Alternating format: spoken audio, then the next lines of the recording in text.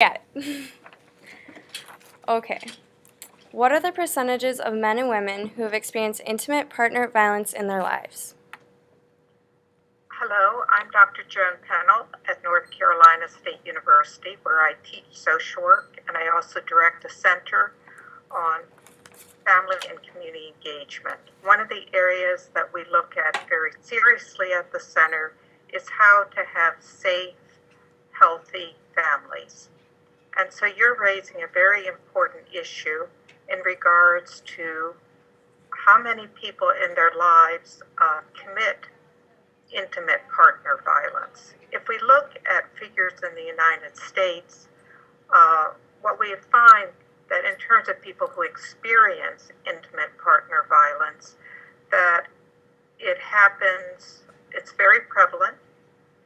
It happens to men and women, but it happens more to women. Women, it's usually 1 out of 3 women experience. Men, it's more out of 1 out of 4.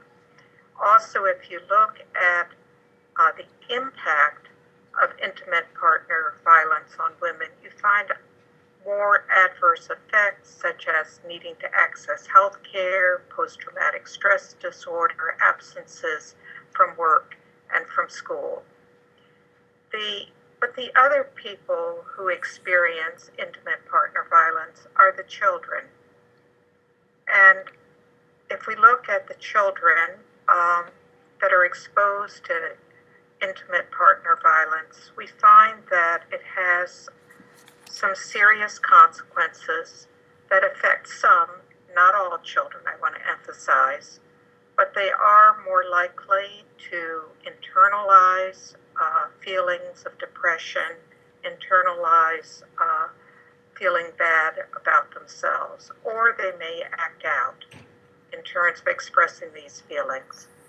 We also have to think about the growing fetus, and if the mother is subjected to violence, this has serious consequences for the growing fetus. It may be physical, but also being in a very stressed environment can affect the development of the fetus growing into a baby. But there's also hope about this. People that have experienced intimate partner violence figure out some good ways to get out of the situations or to change them. I think so often we ask about why do, and we're usually thinking women, stay in situations of intimate partner violence. And we can point to factors like when women try to leave, the lethality of the situation can increase, their economic reasons, their social pressures. I think the more important question really is to ask, what are we in our society, in our communities doing to make sure that everyone is safe? And I just want to point out that rates of intimate partner violence are not the same across the country. You're in Wisconsin, and Wisconsin has one of the lower rates in the country. And so we need to think about what are some good things that are going on in your state that makes the levels of intimate partner violence lower. What is the community doing about this? Okay. What do you think Congress needs to do to decrease the number of people affected by domestic violence?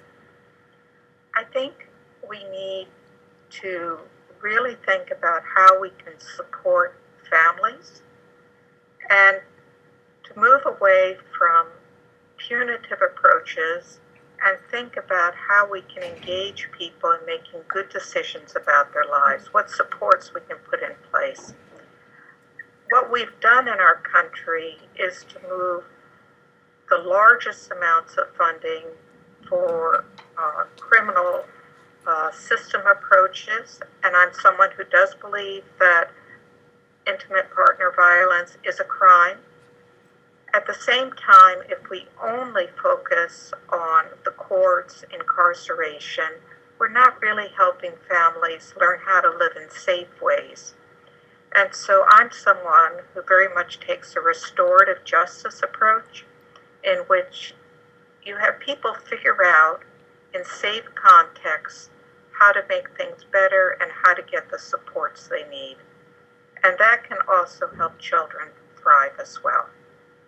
So one of the things that we need to think about is how do we change where we're allocating dollars, moving away from incarcerating people to figuring out what supports are needed.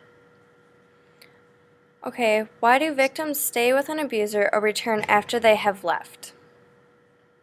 In terms of why they stay, one of the things that we've learned is that when people who are survivors try to leave, that can be one of the most dangerous times when there can be more severe violence, but also homicides as well. So there's reasons why people are cautious about leaving. They also may be economically dependent on the person who is abusing them.